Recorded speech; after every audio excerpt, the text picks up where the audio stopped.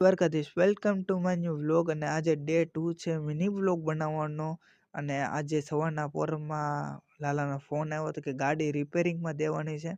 તો આ પહેલી ગાડી છે જે કે રિપેરિંગમાં હું દેવા જાઉં છું અને ગાઈઝ પહેલી ગાડી આપણે રિપેરિંગમાં દઈ દીધી છે ને આપણે જવાનું છે હવે બીજી ગાડી લેવા. જે કે બીજી ગાડીમાં જે કાંઈક પંચર પડ્યું છે, ખબર નહીં શું થયું છે, તો ચાલો તમને બતાવીએ.